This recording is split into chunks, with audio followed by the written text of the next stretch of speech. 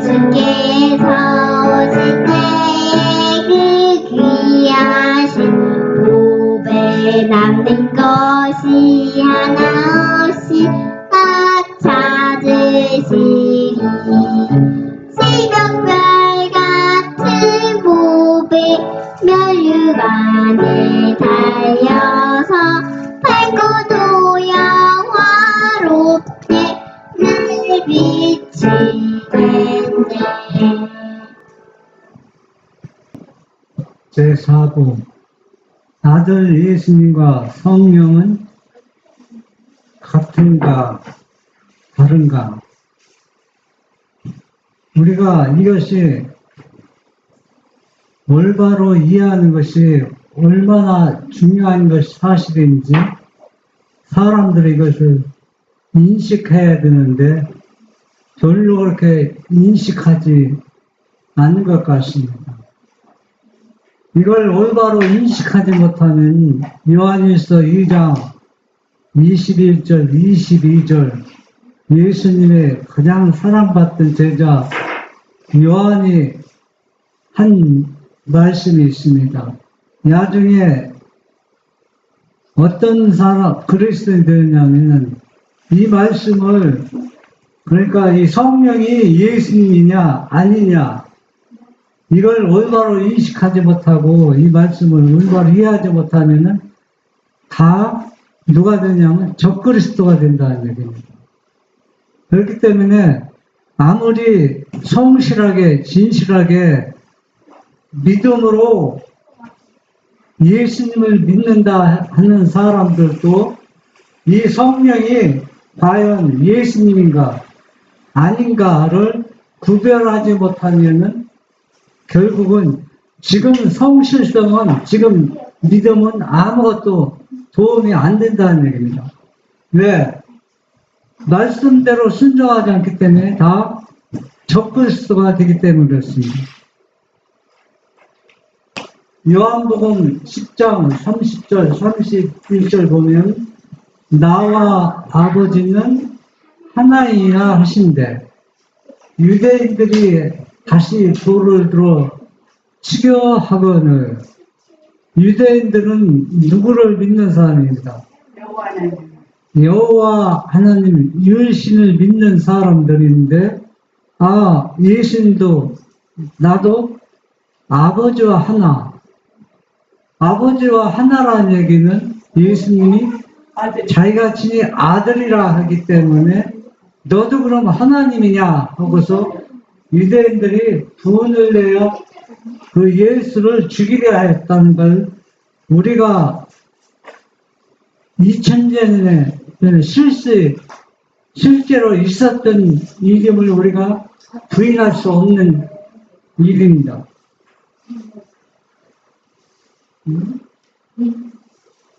요한복음 16장 7절 보면 그러나 내가 너희에게 실상을 말하노니 내가 떠나가는 것이 너희에게 유익이라. 내가 떠나가지 아니하면 보혜사가 너희에게로 오지 아니할 것이요 가면 내가 그를 너희에게로 보내주니. 오늘 제목이 뭡니까? 성령이 과연 예수님 자신인가? 그러면 예수님과 같은 존재인가?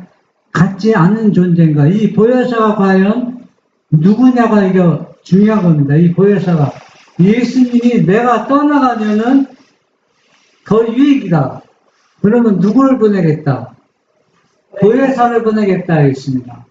그러면 예수님이 약속하신 예수님이 유대 땅에서 인성을 쓰시고 이제는 모든 구속사업을 제물을 마치시고 끝내시고 하늘로 올라가면은 내가 뭐를 보내기래? 보혜사를 너희에게 보낼 것이다. 내가 떠나가지 않으면 이 보혜사가 오지 않는다는 얘기입니다. 16장 18, 19절에 보면 또 말하되 조금 있으면 한 말씀이 무슨 말씀인가? 이 얘기만 해. 내가 조금 있으면 떠나간다는 얘기입니다. 그러니까 제자들이 조금 있으면 떠난다는 무슨 말씀입니까? 제자들은 예수님이 성찬할 것을 이해 못한 겁니다. 네?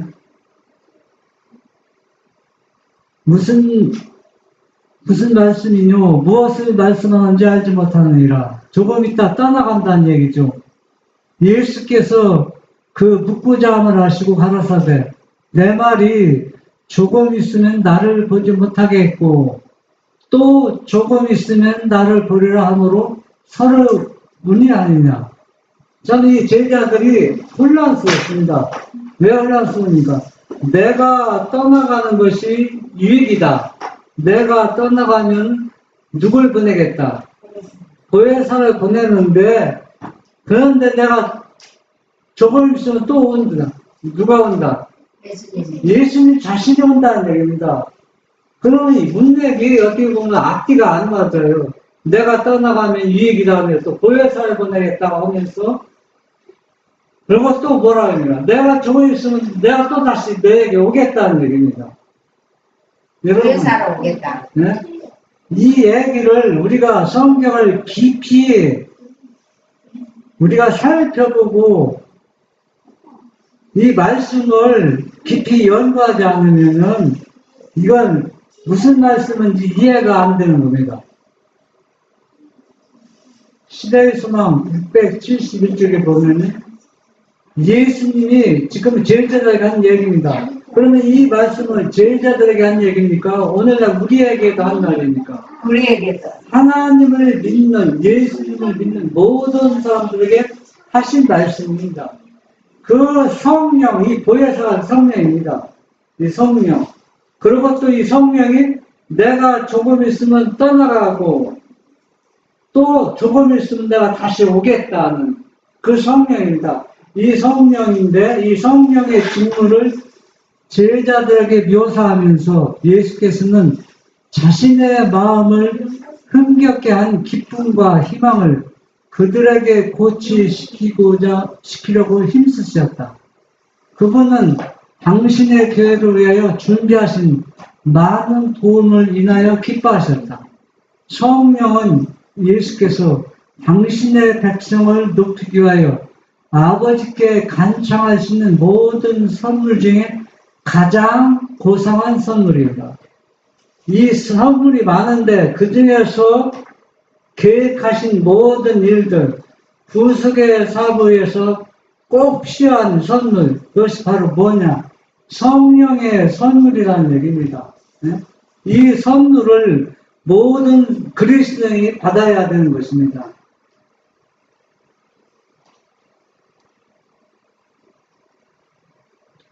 성령은 갱생시키는 선자로서 주신 바 되었으며 이분이 없이는 그리스도의 생에 아무 소용도 없을 거예요. 이건 완전히 잘못 표현한 겁니다.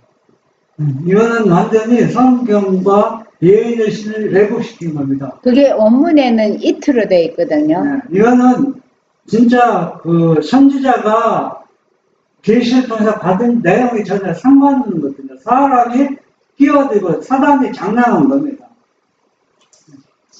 성령은 인격체가 가진 존재가 아닙니다. 인격체를 가진 존재로부터 나오는 영, 선물인데 어떻게 인격체가 될 수 있어요? 그리고 또 이 성령은 뭡니까? 악의 세력을 여러 세기 동안 강해졌으며 이 사단의 속박에 사람들이 복종당하게 된 것은 놀라운 일이다. 죄는 신성의 제3위의 강력한 작용을 통하여만 물리칠 수가 있고 이겨낼 수 있으며 그분은 제한된 능력을 가지고 오시는 것이 아니라 하나님의 능력이 충만한 가운데 오실 것이었다. 이 문맥이 앞뒤가 너무 잘못되어 있어요. 안 맞아요. 왜 안 맞느냐 하면은 여기 보면은 그분은 제한된 능력을 가지고 오시는 것이 아니라 이게 누굽니까? 십자가에 돌아가신 예수님을 가리키는 거거든요. 이분이 예수님이 아까 뭐라고 했어요? 내가 조금 있으면 떠나가고 내가 조금 있으면 너에게 온다고 하신 말씀입니다. 그러면 이분을 가리키는 거거든. 그런데 그분이 내가 조금 있으면 떠나고 조금 있으면 다시 너에게 오는데 이제는 제한된 능력을 가지고 오는 것이 아니라 하나님의 능력이 충만한 가운데 다시 오신다고 지금 얘기했는데 왜 앞에서는 죄의 속박에서 벗어나는 것은 신성의 제3위의 그 존재가 필요하다. 이거는 성령 하나님을 가리키는데 이거는 문맥이 안 맞잖아요. 왜냐하면 다시 오시는 분이 제한된 능력을 가지고 오는 것이 아니라 모든 능력을 찾으신 절대자 하나님으로 다시 오는데 왜 제3의 존재가 필요합니까? 이거 문맥을 살펴봐도 너무 잘못 표현하고 있는데 사람들 이것을 이해하는데 올바로 이해하지 못하고 있다는 거예요. 세상의 구주께서 이루신 일을 효력있게 만드는 분은 성령이시다. 성령은 마음을 순결하게 만드신다. 성령을 통하여 신자는 거룩한 품성을 나누어 가지는 자가 된다. 그리스도께서는 모든 유전적이며 배양된 악의 성향들을 이기며 당신 자신의 품성을 당신의 교회에 새기는 거룩한 능력으로서 당신의 성령을 주셨다. 여기 보면 이 문맥을 한번 살펴보십시오. 사단이 아무리 장난치고 문장을 뒤바꾸고 혼란스럽게 했지만은 그러나 진리는 우리가 믿음으로 보면 얼마든지 찾고 믿을 수가 있습니다. 여기 보면은 성령은 마음을 순결하게 만드신다. 만약에 예수님이 영이 아닌 제3의 세력이 3의 세력, 저 성령 하나님이 만약에 마음을 순결하게 하고 또 거룩한 품성을 나눠준다면은 성령 하나님이 어떻게 모든 유전적이며 배양된 악에서의 성향들을 이기며 어떻게 이 얘기는 누구만이 할 수 있어요? 인성을 쓰셨던 예수님만 할 수 있었어요. 왜? 죄된 몸으로 우리와 똑같은 인성을 쓰시고 있다는 것이어서 모든 유전적이며 다양된 악의 모든 성향들을 몸소 예수님이 자신이 이겼기 때문에 이긴 이분의 뭐가? 영, 그게 바로 성령이라는 얘기입니다. 그렇기 때문에 이 거룩한 능력을 우리에게 성령을 통해 우리에게 주신다는 얘기입니다. 왜? 자신이 뭘 했기 때문에 인간이 되셔서 모든 것을 경험한 것들을 우리에게 나눠준다는 얘기입니다.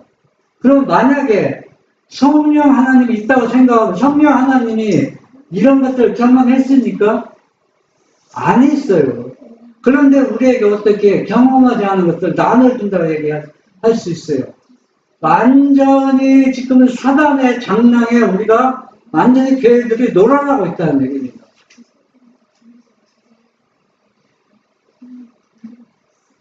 고린도전서 2장 10절로 11절 오직 하나님이 성령으로 이것을 우리에게 보이셨으니 성령은 곧 모든 것 곧 하나님의 깊은 것이라도 통달하시느니라. 사람의 사정을 사람 속에 있는 영 외에는 누가 알리요. 이와 같이 하나님의 사정도 하나님의 영 외에는 아무도 알지 못하느니라. 네, 여기 보면 성령은 하나님의 깊은 것이라고 통달하고 하나님의 마음속에 모든 것을 읽고 보인다는 얘기입니다. 그러면은 성령 하나님이 있다고 존재하면 하나님보다 더 높은 존재가 돼요. 높은 존재. 왜 높은? 하나님 마음, 아버지 하나님 마음까지 다 누가 읽고 있어요? 성령 하나님 읽고 있다는 얘기입니다. 그런데 11절에 보면 뭐라 했어요? 사람의 사정 속에 있는 영에는 사람의 사정은 사람의 속에 있는 영에는 누가 알리오? 내 마음 속에 다른 사람이 내 마음을 알 수 있어요? 내 마음, 내 영이 나를 알 수 있어요.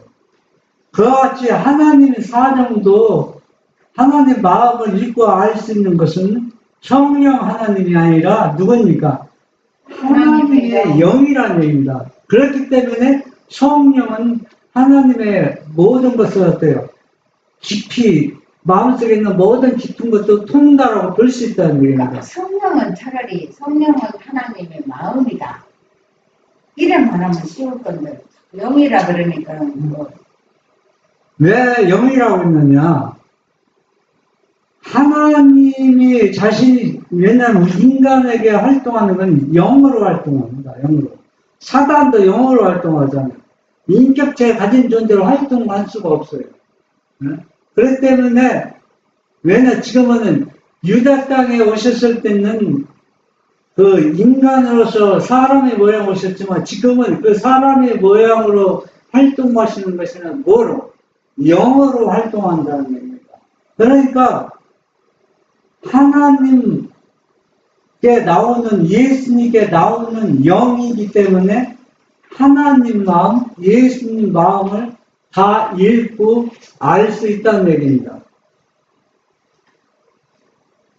마태복음 11장 27절 내 아버지께서 모든 것을 내게 주셨으니 아버지 외에는 아들을 아는 자가 없고 아들과 또 아들의 소원대로 계시를 받는 자 외에는 아버지를 아는 자가 없느니라. 이 얘기를 직설적으로 얘기하면은 성령 하나님은 아버지와 예수님을 알 수 없어요. 왜 알 수 없습니까? 이거 왜 알 수 없느냐면 여기 분명히 하겠잖아요.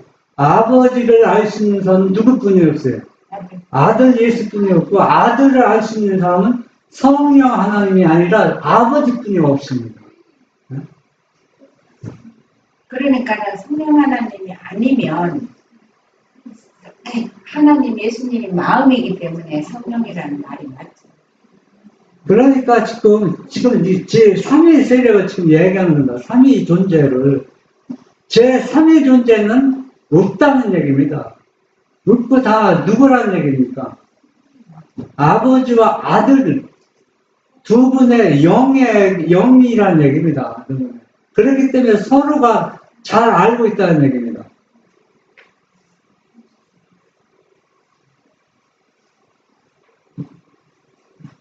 베드로가 가로되 아나니아여 어찌하여 사단이 내 마음에 가득하여 내가 성령을 속이고 땅값 얼마를 감췄느냐. 초대교회 당시 사람들이 예수님의 제자들의 말씀을 듣고 너무 감동을 받아서 이 거룩한 이 사업을 하기 위해서 자기 재산을 땅을 파서 얼마 바쳤습니다. 다 바친다 그래놓고 그런데 약속을 이 사람들은 약속한 대로 다 바치지 않고 일부를 감추어 두었습니다. 그때 베드로가 뭐라 했어요? 네가 성령을 속이느냐 했습니다.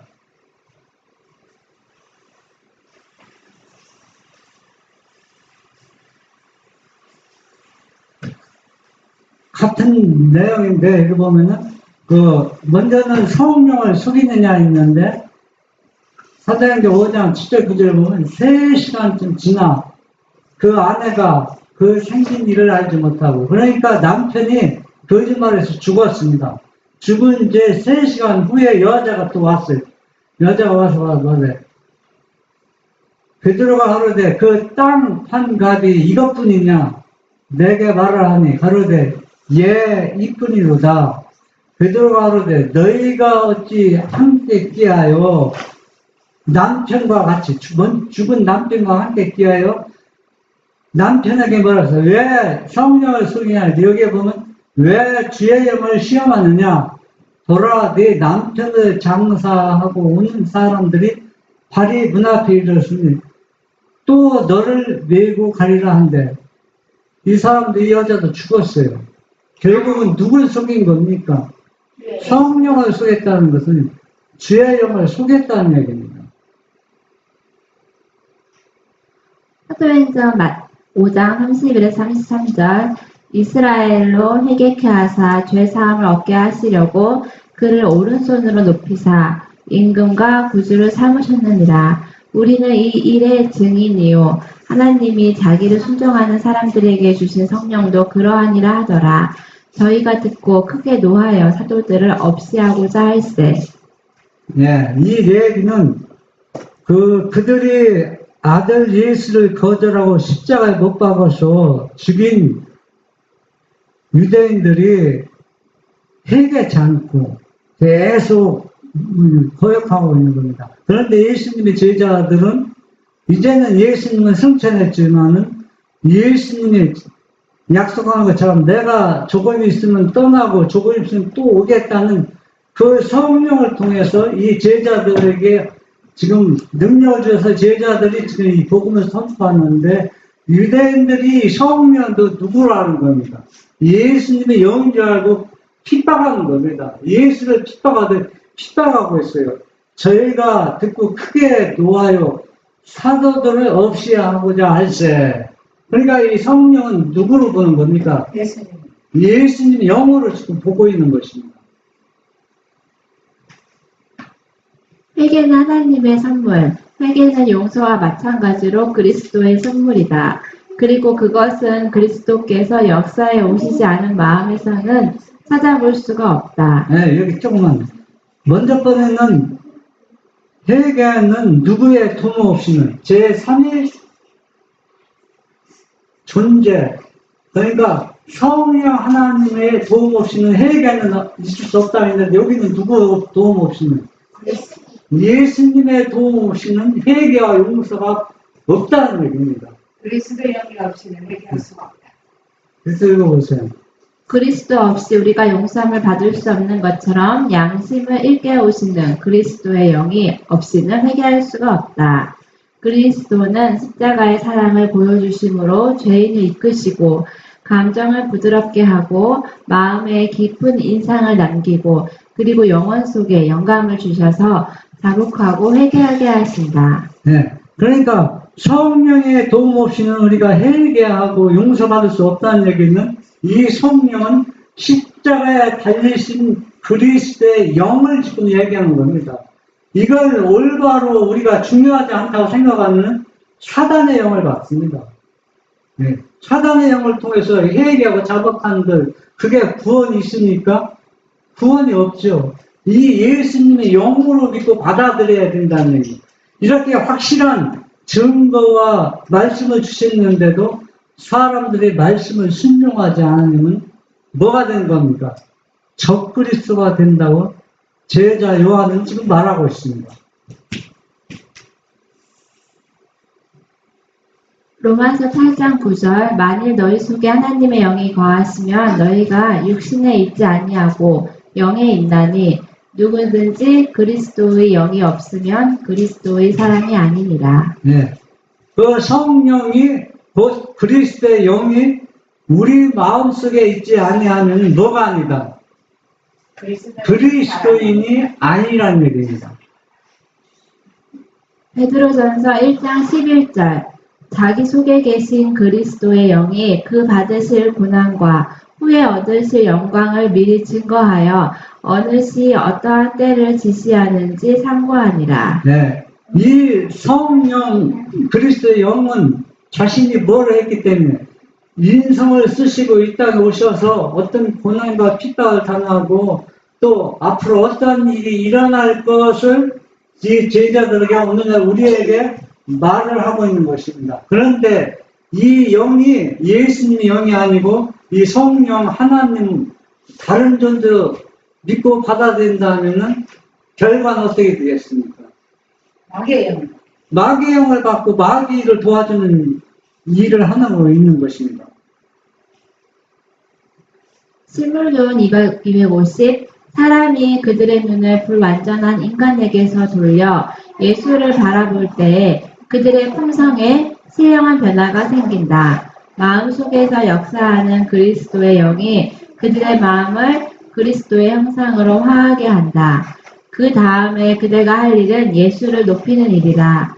마음의 눈을 세상 죄를 지고 가는 하나님의 어린 양에게로 돌려라. 그리고 그대가 이 일에 종사할 때에 죄인을 미혹한 길에서 돌아서게 하는 자가 그 영혼을 사망에서 구원하며 허다한 죄를 덮는다는 것을 기억하라. 네. 여러분, 이 얘기가 얼마나 중요한지 제가 전체를 포함해서 약간 여러분에게 힌트를 드리겠습니다. 우리는 구석기에는 동그라미 원처럼 한 바퀴 돌아서 돕니다. 지금은 어느 시대라고 합니까? 마지막 시대, 또 성경적으로 무슨 시대? 말세, 더 성경적으로요. 성수에서 어디로 들어갔습니까? 지성소 들어갔는데 예수님만 지성소 들어갔습니까? 우리가 누구를 따라서 지성소 들어갔어요? 예수님을 따라서 지성소에 들어갔는데 지성소에서 뭐를 봤어요? 지성소에서 뭐를 봤다고 했어요? 요한이 얘기했잖아요. 뭐 봤습니까? 법궤를 봤잖아요. 네, 법궤. 법궤는 뭡니까? 하나님의 품성이고, 하나님의 품성은 결국 뭐냐? 어린 양입니다. 어린 양. 결국은 지성소에 들어가서 이 어린 양을 보지 못하면은 아무 의미가 없다는 거예요. 어린 양은 뭡니까? 우리의 죄를 누가 다 지고 갔어요? 어린 양이신 예수님이 다 지고 가서 모든 죄를 정복할 수 있는 당신의 품성, 사랑을 우리에게 나누어줘서 우리가 믿음으로 예수님을 따라서 지성소에 들어가면 그분의 성품을 받는 겁니다. 그분의 성품을 받는 것은 뭘 통해서? 아버지와 아들 두 분을 통해서 받는 겁니다. 결국은 모든 예언이나 조사 심판 이거 다 모든 것들은 현대 진리에 속하고 중요하지만 결국은 그런 것들은 현 주소를 밝혀주는 겁니다. 현 위치, 나의 위치가 어디에 섰는가. 그래서 회개하지 않는 사람은 회개케 하고 또 품성을 나눠받지 않는 사람은 주님의 품성을 나눠받도록 자기 자신 현 위치를 밝혀주는 것입니다. 그래서 우리가 지성소를 예수님 따라 들어갔으면은 법궤를 보면은 거기에 누가 어린 양을 봐야 된다는 얘기입니다. 그러니까 결국은 우리가 구원 얻는 것은 무엇을 통해서 하는 겁니까? 그분의 품성을 나누어 받는 것이 구원 얻는 겁니다. 다른 게 아니에요. 그것을 설명하기 위해서 모든 것들이 다 등장하고 있는 겁니다. 현대진리도 등장하고 각 시대인 역사, 다니엘, 요한일서 모든 것이 그것을 보충 설명하기 위해서 필요했기 때문에 그 시대에 가장 중요하다고 강조했습니다.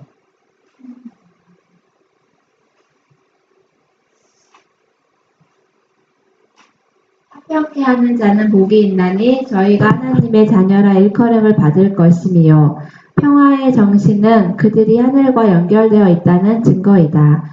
그리스도의 달콤한 향기가 그들을 두르고 있다. 생애의 향기와 품성의 아름다움은 그들이 하나님의 자녀라는 사실을 세상에 드러낸다.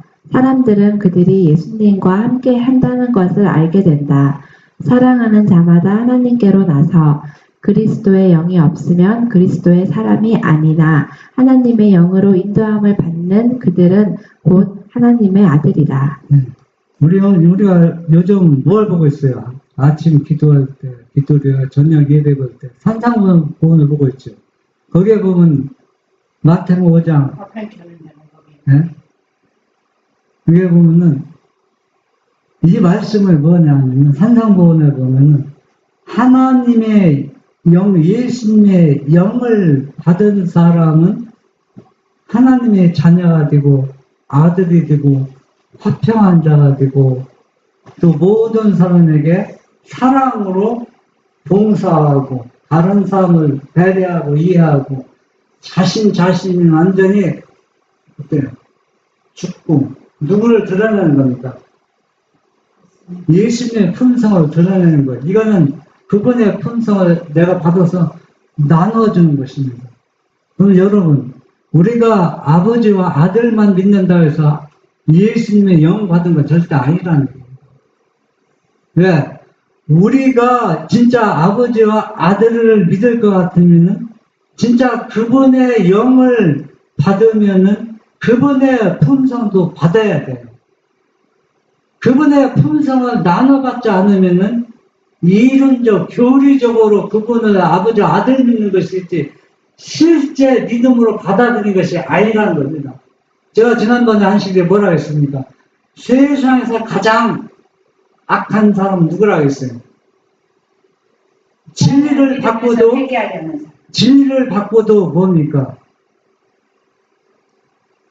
진리대로 순종하지 않고 그분의 품성을 나눠받지 못하고 품성을 담지 못하기 때문에 세상에서 가장 악한 사람이라는 얘기입니다.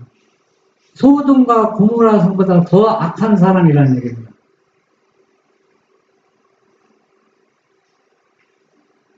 오순절 전조 그리스도께서 그의 제자들에게 숨을 내쉬며 성령을 받으라고 하신 것, 그리고 그들에게 그의 평화를 나누어 주신 이 그리스도의 행동은 오순절 날에 주어질 풍성한 성령의 소낙비가 있기 전에 주신 약간의 빗방울과 같은 것이었다.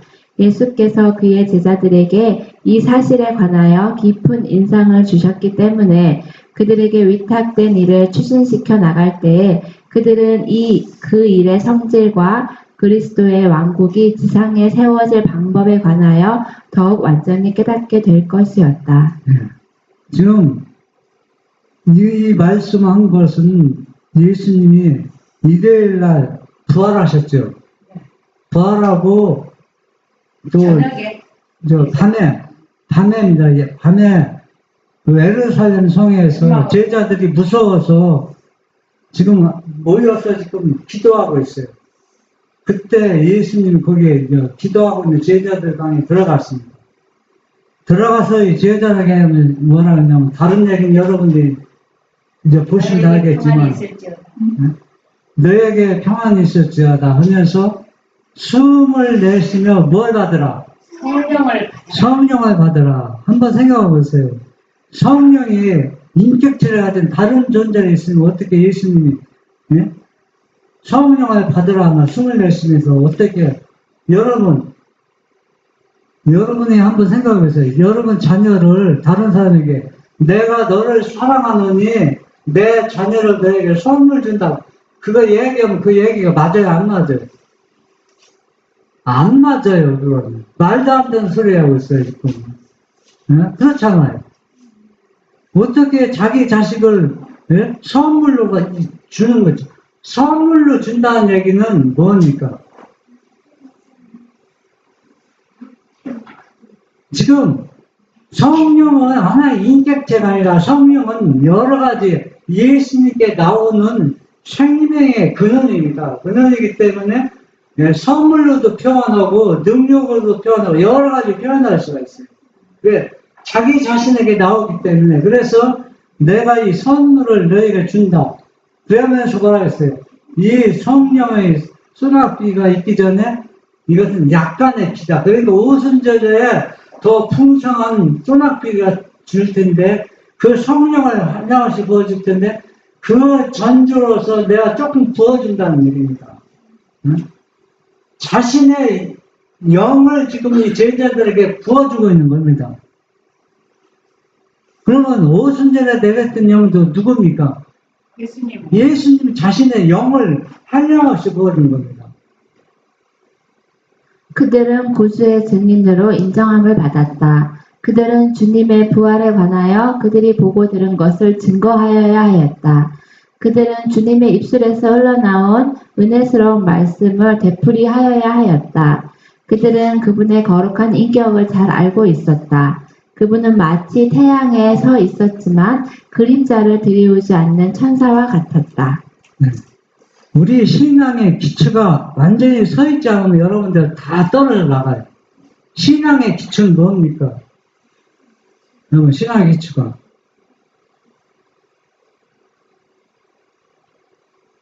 신앙의 기초가 뭐예요? 단순하게 생각해 보세요. 요한복음 3장 16절도 신앙의 기초입니다. 또 요한복음 17장 3절도 뭡니까? 뭐예요? 요한복음 17장 3절. 유일하신 참 하나님과 그의 보내신다 예수 그리스도. 이게 우리를 구원해주고 죄에서 속박에서 자유케 해주는 것입니다. 그런데 왜 요한계시록을 읽지 않고 다니엘을 연구하지 않으면 구원 못 받는다? 왜 그렇게 얘기했습니까? 응? 그게 이거보다 더 중요하다고 하는 얘기가 아닙니다. 근데 사람들은 착각하고 있어요. 그걸 연구하지 않으면 마치 구원 얻지 못하는 것처럼.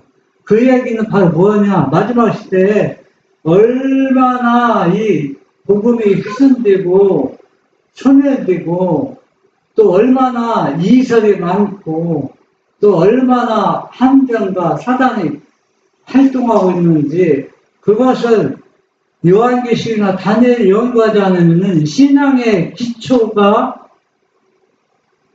무너져 버린다는 얘기입니다. 무너지고 다 오류에 빠지고 이설에 빠지기 때문에 그 사랑의 제자가 다니엘과 요한계시록을 연구하지 않으면 멸망당한 구원 얻지 못한다는 것은 신앙의 기초보다 더 중요하기 때문에 하는 얘기가 아니라 그걸 신앙의 기초가 너무 무너지고 복음이 훼손됐기 때문에 우리가 유혹을 사단의 함정에 유혹에 넘어가지 않기 위해서는 계시록과 다니엘을 연구하라는 얘기입니다. 왜? 그걸 연구하지 않으면 뭘 발견하지 못해? 사단의 함정에서 벗어나기 어렵기 때문에 중요하다고 강조하는 것입니다. 그리스도의 흠없는 품성을 인간의 삶의 표준으로 사람들에게 제시하는 것이 사도들의 성업이었다. 제자들은 이 거룩하신 모범과 너무나도 친밀하게 사귀어 왔기 때문에 그들의 품성은 그분과 어느 정도 닮은 바가 되었고 그분의 교훈과 모본을 세상에 알리는 데에 특별히 적합한 사람들이었다. 네. 우리는 결국 제자들이 누구의 품성을 많이 닮았다고 했어요? 예수님의 품성을 많이 닮았다고 했습니다. 오늘날 그리스도들도 제자들이 저는 예수님의 품성을 많이 닮아가야 됩니다. 그게 주 목적입니다. 그걸 닮지 않으면은 우리는 다 뭐가 되느냐면 사단의 편에 서게 될 수밖에 없다는 얘기입니다. 사회주서 요한복음 20장 17절 그리스도의 모든 것은 무덤에 머물러 있었음. 예수께서 마리아에게 나를 만지지 말라. 내가 아직 아버지께로 올라가지 못하였노라고 말씀하셨다. 그가 십자가에서 운명하심으로 눈을 감으셨을 때 많은 사람들이 믿는 바와는 달리 그가 그때 즉시 하늘에 가지 않으셨다.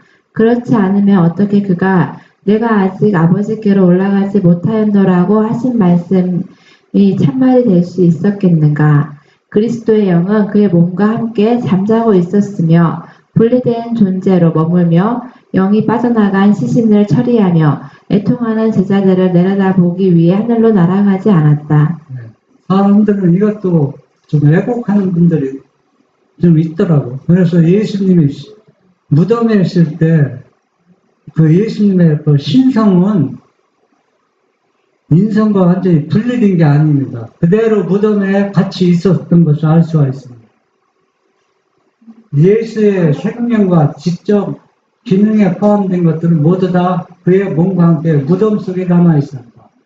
그리고 그가 무덤에서 나오실 때에는 전인적인 존재로 나오신 것입니다. 전인적이라는 게 무슨 뜻입니까?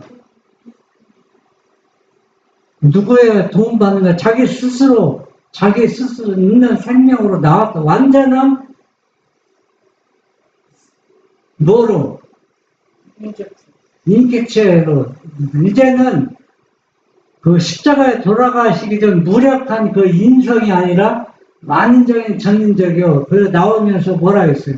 나는 부활이요 생명을 버릴 권세도 있었고 그것을 다시 취할 권세도 있었다 했습니다.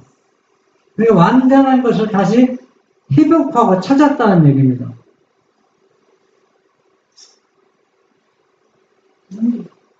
비준을 받은 언약, 예수는 아버지께서 그의 희생을 받으셨다는 것과 또 그의 백성들의 죄를 속하는 그의 속죄가 충분하고 넉넉하여서 그의 피 공로를 힘입어 그들이 영생을 얻을 수 있다는 보증을 하나님께로부터 직접 받으실 때까지 그의 백성들의 경배를 받으려고 하지 않았다. 예. 여기 보면 조금 전 앞에 문장 보면은 마리아가 이 부활한 예수님을 보았을 때 만지려고 하니까 예수님이 뭐라 했어요? 나를 만지지 말라. 나는 오직 아버지 앞에 올라가지 못했다 했습니다. 그거는 이제날 아침에 일어난 사건이죠. 근데 이 사건은 지금 뭐냐? 예수님께서 하늘에 올라간 장면을 이야기하고 있습니다. 하늘에 올라갔습니다.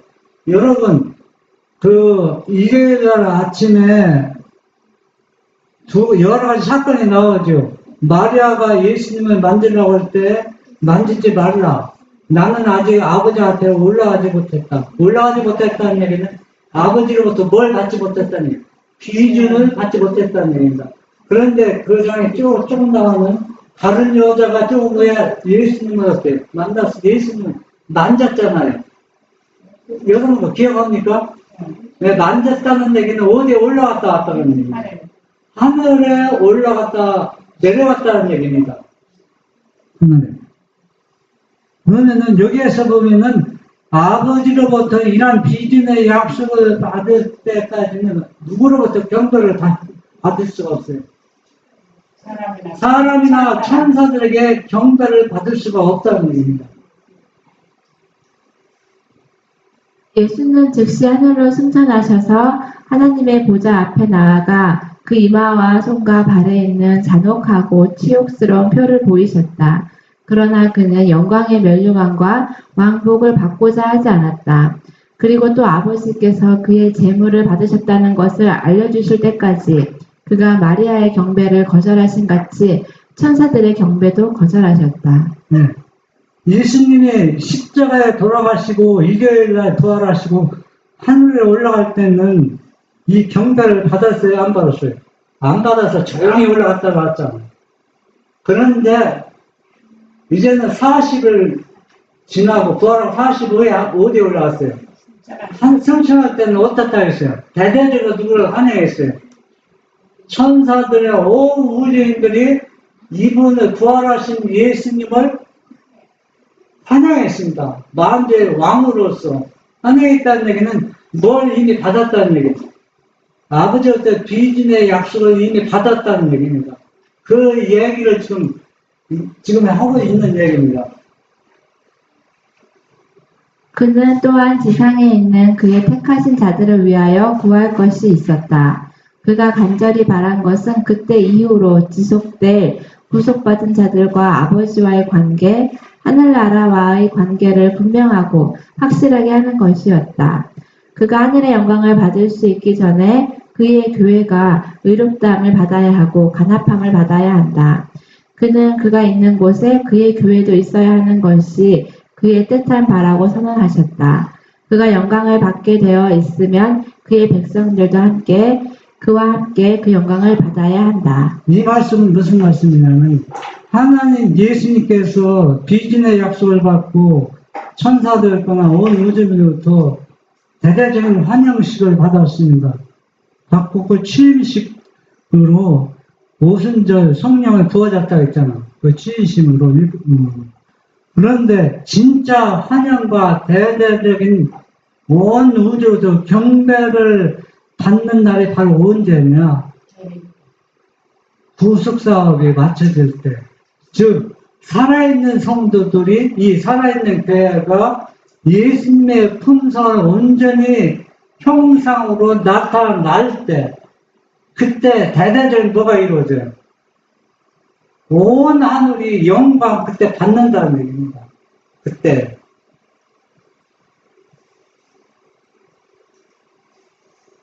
지상에서 그와 함께 고난을 당한 자들은 그분의 나라에서 그와 함께 다스려야 한다.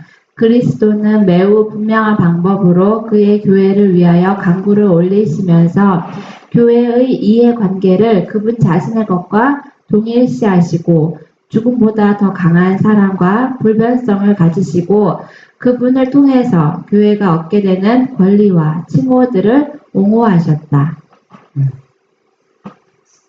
믿음으로 말미암은 의를 아주 짤막하게 표현한 문구가 있어요. 그 혹시 여러분 기억하십니까? 믿음으로 말미암은 성경 전체가 다 믿음으로 말미암은 의로 부수기의 이야기입니다. 그런데 아주 간략하게 짤막하게 물론 가르쳐본 기분에 예수님이 그러니까 아버지가 사랑하는 아들을 우리의 속죄물로 줬는데, 그렇죠? 속죄물을 줬는데, 그 속죄물을 통해서 믿음으로 그것을 받아들이면 우리가 죄 짓지 않은 사람의 품성처럼 그걸 주신다는 걸 믿음으로 받아들이는 겁니다, 믿음으로. 그러니까 우리가 예수님이 나의 죄를 가져갔다고 입으로는 얘기하지만 그걸 우리가 실제로 안 믿는 겁니다. 받아들이지 않기 때문에 그분의 품성을 우리가 나눠받지 못하는 겁니다. 실제적으로 그걸 받아들이는 겁니다. 실제적으로. 여러분, 실제적으로 받아들이면은 성령은 예수님의 영은 뭐라 했어요? 여러분의 품성을 개선시키고 변화시키는 능력이라고 있습니다. 그걸 받아들여야 그 일이 이루어지는 겁니다. 교리적으로 아무리 받아들여도 의미가 없다는 얘기예요. 이와 같은 호소에 대한 응답으로 하나님은 모든 천사들이여 그에게 경배할지어다 라고 선언하시었다.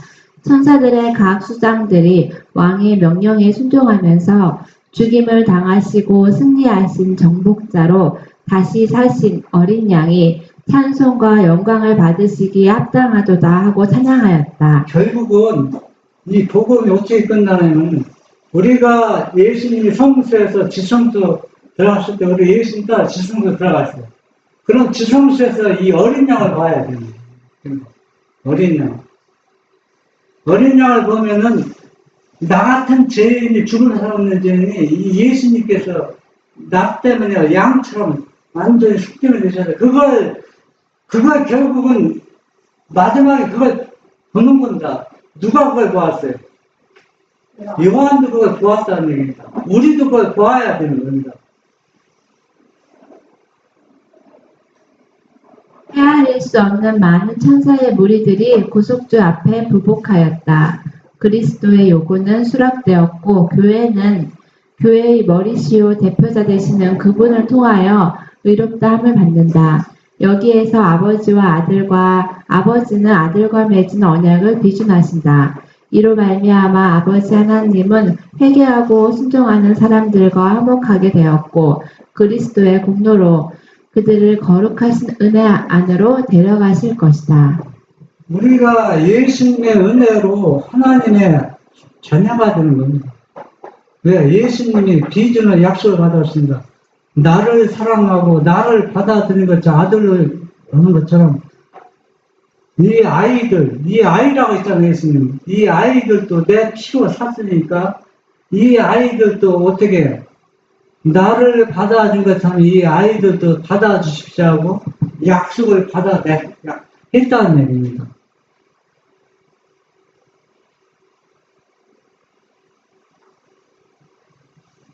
그리스도는 사람을 정금보다 더 귀하게 할 것이요 우물의 금덩어리보다 귀하게 할 것이라고 보증하셨다.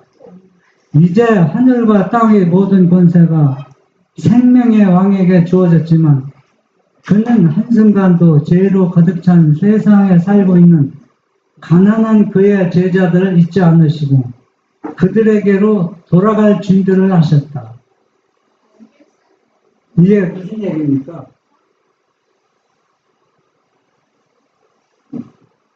이게 무슨 얘기예요?